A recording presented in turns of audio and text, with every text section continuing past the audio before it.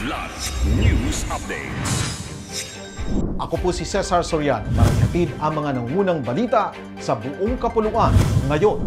Itinanggi ni San Miguel Corporation CEO Ramon ang mga ulat na plano niyang pumasok sa politika kasunod ng mga kumakalat na ulat na posible siyang gawing consensus caretaker sa gitna ng mga kontrobersiya sa kasalukuyang administrasyon. Sa isang pahayag sinabi ni Ang na mananatili siyang nasa pribadong sektor at tututok sa pagpapatakbo ng negosyo habang tumutulong sa pamahalaan kung kinakailangan. Ayon kay Ang, maraming hamon ang kinakaharap ng bansa, kaya't natural lamang na naghahangad ang publiko ng mabilisang solusyon.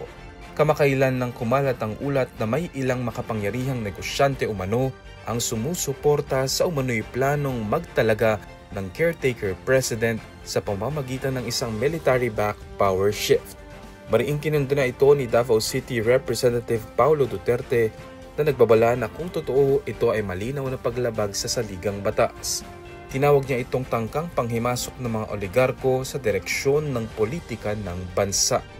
Dalawa ang kumpirmadong patay habang patuloy ang paghahanap sa isa pang nawawala matapos lamunin ng pagguho ng lupa noong November 20, Huwebes, ang isang kampo sa upstream na bahagi ng Purag Creek, Sitio Purag, Barangay Baduat, Kabugaw, Apayao, sa gitna ng walang tigil na ulan dulot ng amihan at shear line.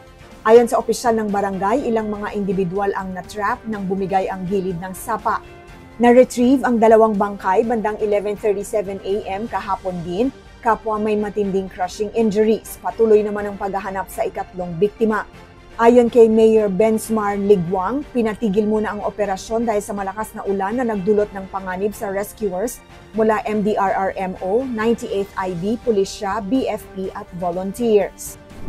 Natuldukan ng 5 buwang rido ng mga pamilyang Mahalan at Asmilin sa barangay Taberlongan, Maluso, Basilan matapos ang matagumpay na settlement nitong Nobyembre 17 sa Basilan Government Center.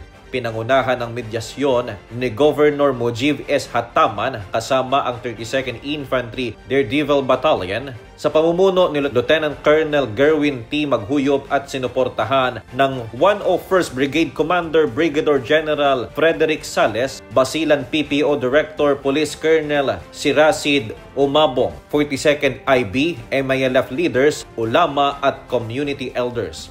Nagsimula ang alitan noong Hunyo 2025 na nagdulot ng matinding takot sa mga residente kung saan maraming pamilya ang hindi makalabas ng bahay dahil sa banta ng karahasan. Nagpahayag ng pasasalamat ang pamahalaang probinsyal at AFP sa dalawang panig sa pagpili ng kapayapaan, isang hakbang na nagpapanumbalik ng seguridad at pagkakaisa sa Basilan. Ako po si Cesar Sorian, kasama nyo sa bawat pagputok ng balita.